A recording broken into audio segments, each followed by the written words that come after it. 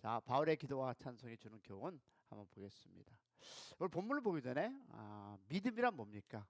믿음이란 길게 보는 것입니다. 믿음이란 길게 보는 것이다. 우리에게 일어나는 모든 사건은 서로 연결되어 있음을 우리가 인정할 필요가 있습니다. 즉 여러분의 인생을 살아가면서 우리가 믿음을 생활하면서 모든 것이 어저께와 오늘 그리고 이어가는 이것이 바로 믿음, 즉 믿음이란 길게 보는 것이다. 그럼 우리에게 일어나는 사건을 길게 보지 않고 연결된 사건으로 보지 않으면 그 사건을 통해서 우리에게 주어주신, 즉 주시려고 하는 하나님의 메시지와 인도하심, 섭리를 놓칠 수가 있습니다. 왜 그러냐면 어저께 나에게 고난이 있지만 오늘의 기쁨이 있는데 이것을 연결치 않으면 우리는 믿음을 놓칠 수가 있습니다. 그래서 믿음은 길게 보는 것이다 라는 여러분의 생각을 가지시기 바랍니다. 그러면 오늘은요, 저는 저번 주 토요일 날은 새벽 예배에서 본문을 사도신경 16장 19절 25절에서 보았고요. 자, 오늘은 이어서 앞으로 나가겠습니다. 사도행전 15장 36절 41절 가지고 여러분과 은혜 나누겠습니다. 자, 우리 말씀 볼까? 시작. 며칠 후에 바울이 바나바더러 말하되 우리가 주의 말씀을 전할 각 성으로 다시 가서 형제들이 어떠한가 방문하자 하고, 바나바는 마가가 하는 요한도 데리고 가자 하나 바울은 밤빌리에서 자기를 떠나 함께 일하러 가지 아니한 자를 데리고 가는 것이 옳지 않다 하여 서로 심히 다투고 피차 갈라서나, 바나바는 마가를 데리고 배 타고 구부로 가고 바울은 신라를 택한 후에 형제들의 주의 은혜를 부탁함을 받고 떠나 스리와 길라로로 가지며 교회를 경고하게 하느니라. 아멘. 자, 왜냐하면 우리에게 일어나는, 즉 여러분과 나의 인생길에서 일어나는 사건을 길게 보지 않고 연결된 사건으로 보지 않으면 우리는 그 사건을 통해서 우리에게 주시려고 하는 하나님의 메시지와 인도하심을, 섭리를 놓칠 수가 있습니다. 오늘 우리가 읽은 이 사도행전 16장의 말씀은 빌립보 교회가 탄생하게 된 계기였던 아주 유명한 말씀입니다. 자, 그런데 보겠습니다. 우리가 이 본문의 말씀만으로 은혜를 받을 수 있지만 길게 보고 연결해 본다는 원칙을 가지고 보면 오늘 본문 말씀을 통해서 또 다른 하나님의 메시지를 찾을 수 있습니다. 자, 그러면 이 본문을 길게 연결해 보면 무엇일까요? 이 말씀은 무엇이었습니까? 2차 전도 여행을 바나바에게 제안하고 결정하는 과정입니다. 자, 바울은 1차 전도 여행을 하던 때에 아시아를 다시 방문하기를 바나바에게 제안했습니다. 그 과정에 마가 때문에 바울과 바나바는 크게 다투고 헤어지게 됩니다. 그래서 바울은요, 신라를 택해서 2차 전도 여행을 떠났습니다. 자, 그러면 여기서 우리는 잠깐 생각해 보아야 합니다.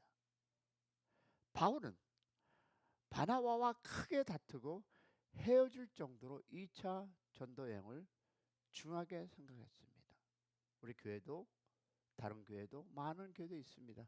나름대로 가진 비전 때문에, 나름대로 가진 그 나름대로 생각 때문에 우리가 서로 찢어지는 경우가 있습니다.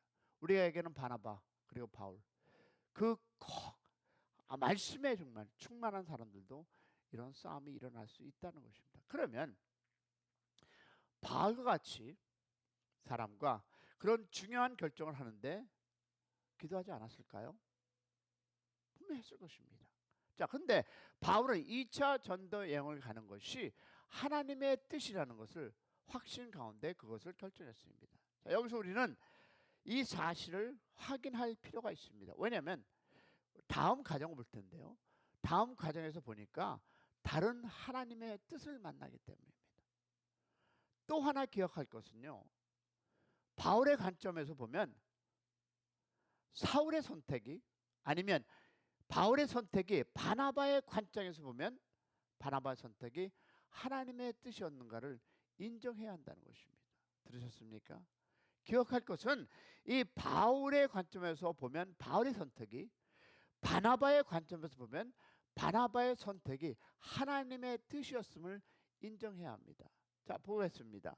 인간적인 관점으로 보면 바울과 바나바가 싸웠지만 하나님의 주권과 섭리인 측에서 보면 두 사람이 헤어지는 것은 하나님의 뜻이었습니다.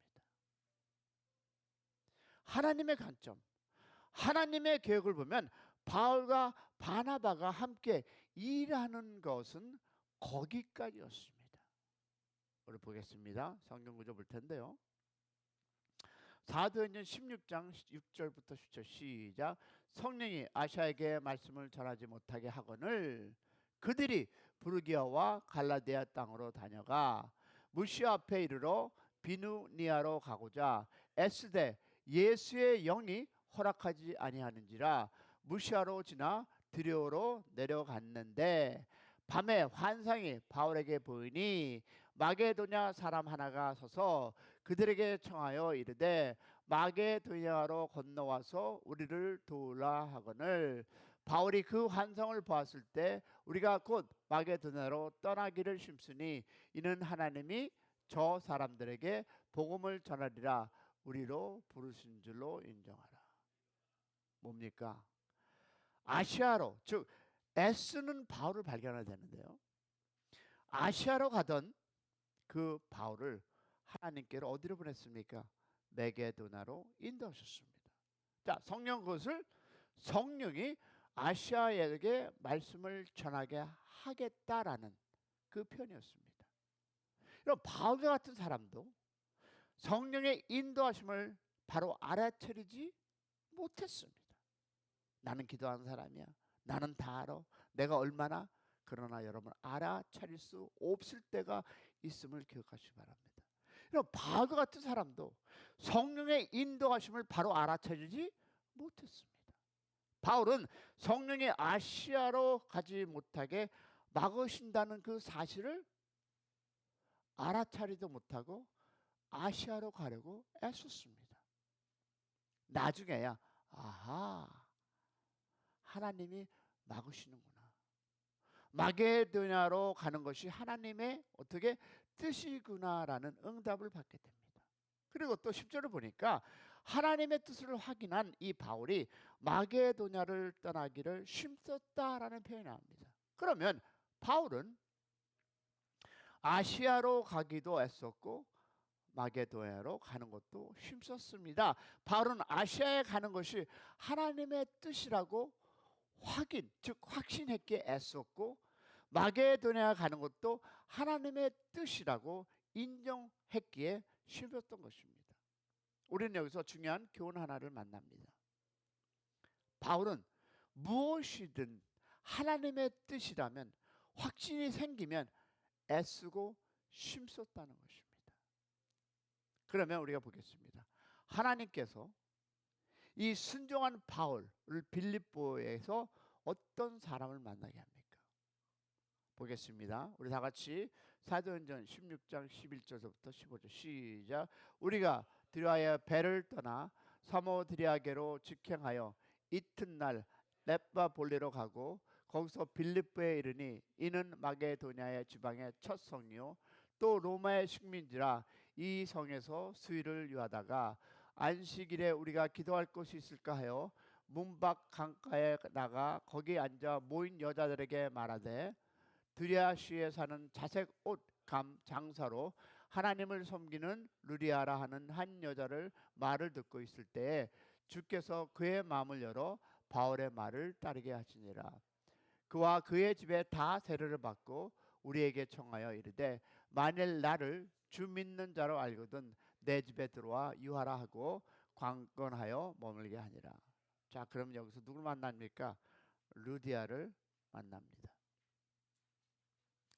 여기에서 오늘 설교의 중요한 지점에 왔습니다. 자, 바울은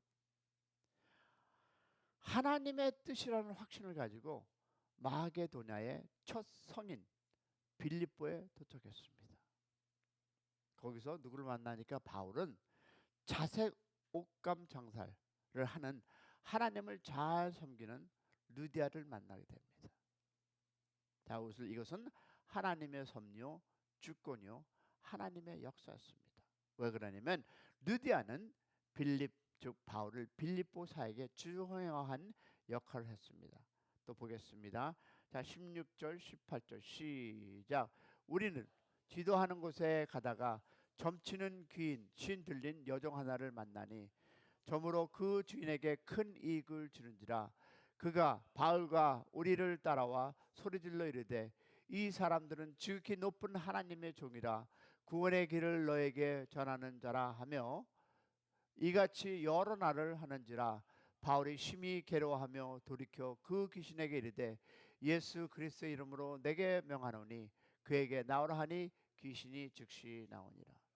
자, 보세요. 루디아를 만났는데 또 이 귀신 들린 여자를 만납니다. 자, 그러면 귀신 들린 여종을 만난 바울을 볼 텐데, 자, 루디아에 이어서 바울은 빌립보에 또 한 사람을 만나게 되는데 귀신 들린 여종이었습니다. 그는 바울을 매우 괴롭힌 사람이었죠.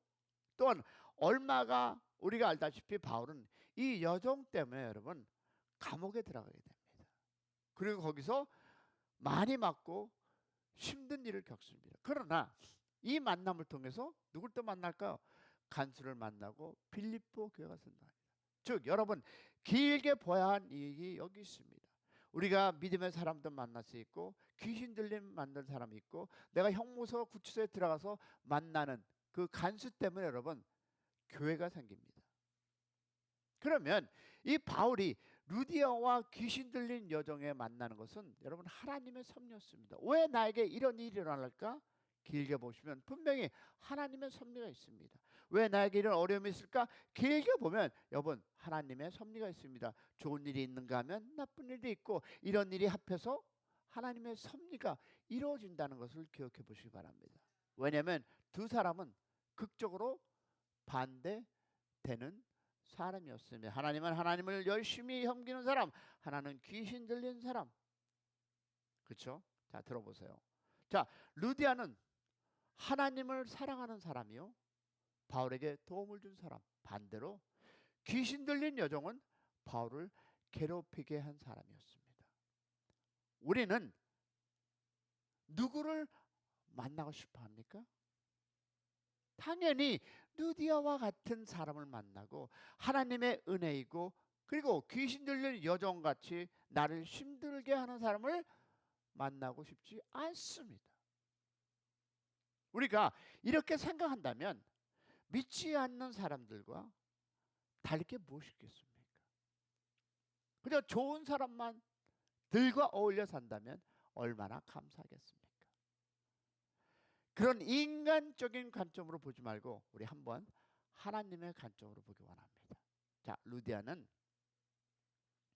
하나님께서 준비하신 사람이요, 귀신 들린 여종도 하나님께서 준비하신 사람이었습니다. 할렐루야. 자, 우리가 이렇게 보는 것이 무리일까요? 그러면 우리가 서론에서 바울이 말한, 기억나세요? 모든 것, 단어 기억하십니까? 모든 것이 협력해서 선을 이룬다. 그렇다면 이 누구? 귀신 들린 만난 것도 그 모든 것 안에 들어간다, 들어간다는 것입니다. 여러분 인생에서 만나는 모든 것이 그 비밀을 살펴보기 원합니다. 바울에게 있어서 모든 것은 루디아와 귀신 들린 여종이 포함되어 있습니다. 여러분의 인생길에서 만나는 모든 어려움과 좌절함과 힘듦과 나를 어렵게 하는 이 모든 것, 귀신 들린 것까지도 모든 것 안에 들어간다라는 것입니다. 자, 볼까요? 19절 25절까지 다시 볼게요. 시작.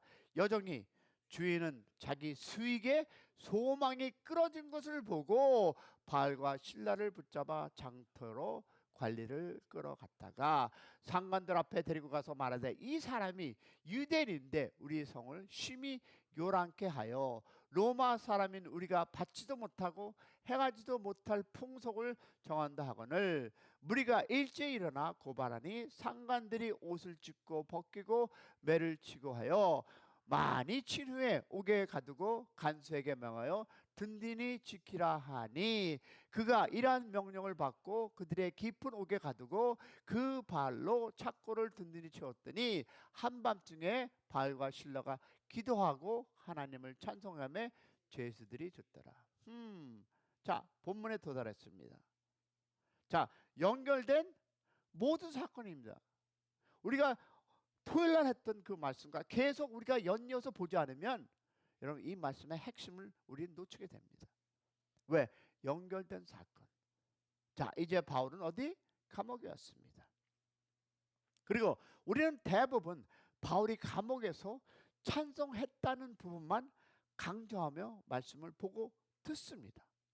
여러분, 바울이 밤중에 감옥에서 찬송한 것은 사실입니다. 그런데 성경은 바울이 찬송했다고만 말하지 않습니다. 본문 말씀 보니까 그 밤에 바울과 실라가 감옥에서 한 일을 우리에게 소개하는데 어떻게? 그러면 바울과 실라는 그 밤에 감옥에서 어떤 일을 했습니까?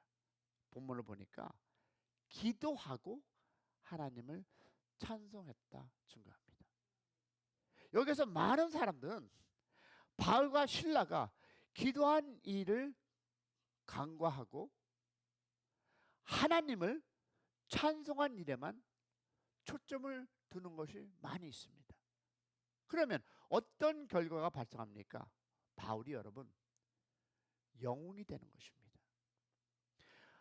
하나님이 받아야 할 그 영광이 바울에게 들어갑니다. 더 큰 문제는 우리도 어려운 일을 만나면 바울처럼 우리의 힘으로 찬송하려고 한다는 점입니다. 문제는 어려운 일을 만났을 때 우리의 힘으로는 하나님을 찬송할 수 없다는 사실입니다. 막상 어려운 일을 만나면 바울처럼 찬송하려고 하지 말고 그러면 실패하고 낙심하게 됩니다. 그러면 어떻게 합니까? 우리는 그 정답을 본문에서 발견할 수 있는데 먼저 찬송보다 기도를 해야 합니다. 할렐루야. 왜 우리가 찬송보다 기도를 먼저 해야 합니까? 여러분, 우리는 이 질문에 대한 답을 또 찾겠습니다. 여러분, 항상 모든 것은 여러분의 생각과 들은 것이 아니라 말씀에서 말씀을 찾아야 하는데 그것을 어디에 찾느냐? 빌립보서 여러분 4장 6절과 7절 찾습니다. 시작. 아무것도 염려하지 말고 다만 모든 일에 기도와 간구로 너희 구할 것을 감사함으로 하나님께 아뢰라. 그러면 모든 지각에 뛰어난 하나님의 평강이 그리스도 예수 안에서 너희 마음과 생각을 지키리라. 염려하지 말고 무엇을 시작한다? 기도로 간구하라는 것입니다. 제가 토요일날 얘기했습니다. 염려와 찬양은 공존할 수 없다라고 얘기했습니다. 억울함과 찬양과 두려움과 찬양 역시 함께하지 않습니다. 우리가 찬양하려면 우리의 마음에 염려와 억울함을 두려움을 없애야 하는데 그러면 우리의 마음에 그런 것들을 물리칠 수 있을까요? 그것은 바로 기도입니다. 그 비결은 바로 기도입니다. 여러분, 빌립보서 4장 6절과 7절 말씀은 우리가 염려한 환경에 처했다 할지라도 감사함으로 기도하면 무엇이? 하나님의 평강이 우리의 마음과 생각을 지켜주신다 했습니다. 할렐루야. 그러면 이 약속대로 바울과 실라는 먼저 기도했습니다. 바울과 실라가 기도했을 때 하나님께서는 그들의 마음을 평강을 주시고 지켜주셨고 그 하나님의 평강이 그들로 하여금 하나님을 찬송하게 했던 것입니다. 그리고 또 살펴볼까요? 바울 신라가 기도하고 찬송할 때 누가 들었다? 죄수들이 들었다라는 표현을 합니다. 자, 그러면 보겠습니다. 우리가 기도와 찬양을 하나님께만 드리는 것이 아닙니다. 우리가 기도하고 찬양하면 누군가가 듣고 있습니다. 그러면 여러분이 기도하고 찬양할 때 누가 보고 듣습니까? 정답은 당신에게 가장 가까운 사람, 당신에게 가장 귀한 사람들이 보고 듣습니다. 가장 가까운 사람을 속일 수는 없습니다. 여러분의 직책이, 여러분의 사명이, 여러분의 직분이 가장 가까운 사람에겐 속일 수가 없습니다. 바울과 신라의 기도와 찬양은 옥문을 열게 했고 간수와 그 가족이 구원받았습니다. 여러분의 행동을 통해서 내 이웃이 복음을 받는 것이 여러분의 행동이 예수 안에서 거하지 않으면 절대 그들은 예수를 만나지 못합니다. 여러분, 찬양이 나오지 않으면 먼저 기도하세요. 그러면 하나님의 평강이 여러분의 마음에 찾아올 것을 믿습니다. 그 하나님의 평강이 여러분과 함께 찬양하는 기쁨이 있기를 소망합니다. 누군가가 나의 기도와 찬송을 듣고 있습니다. 그런데 여러분 아세요? 불평도 듣고 있습니다. 누군가가 우리의 입에서 나오는 말을 듣는다는 것입니다. 특히 여러분의 자녀가, 여러분의 이웃이, 여러분의 친구가 여러분의 그 나오는 그 말을 듣고 있다는 것을 기억하시기를 소망합니다. 자, 결론 짓겠습니다. 첫 번째, 우리의 인생을 가다 보면 루디아도 만나고 귀신 들린 여종도 만납니다. 그 만남은 우연이 아니고 그 속에 하나님의 주권, 섭리와 계획이 있습니다. 그리고 세 번째, 우리의 만남이 어떻게 연결될지 모른다는 것을 우리는 알아야 하고요. 그래서 네 번째, 바울은 하나님의 뜻에 목숨을 걸었던 사람. 바울은 아시아를 갈 때도 했었고 마게도나를 갈 때도 했었습니다. 여기에 중요한 교훈은 뭘까요? 우리의 무엇을 선택하고 결정할 때 하나님께 기도하는 여러분, 그리고 내가 되기를 소망합니다. 그것은 하나님의 뜻을 구하는 것입니다. 그리고 그것이 하나님의 뜻이라고 확신할 때 다시 한번 최선을 다하시기를 소망합니다. 우리 기도하겠습니다. 우리 주여, 크게 기도하면서 분쟁도 일어날 수 있고 어려움도 일어날 수 있습니다. 그러나 우리가 하나님의 뜻을 구할 때 그 확신을 가지고 최선을 다하시길 소망합니다. 우리 인생을 살아가다 보면 기쁨도 있고 어려움도 있습니다. 내가 원치 않는 사람도 만납니다. 그러나 그것이 모든 것이 협력해서 선을 이룬다는 것 같이 그 모든 것이 그 사람의 인생이 여러분의 인생 안에 있음을 기억하시고 기도하시기 바랍니다. 주여, 한번 부르러 나갑니다.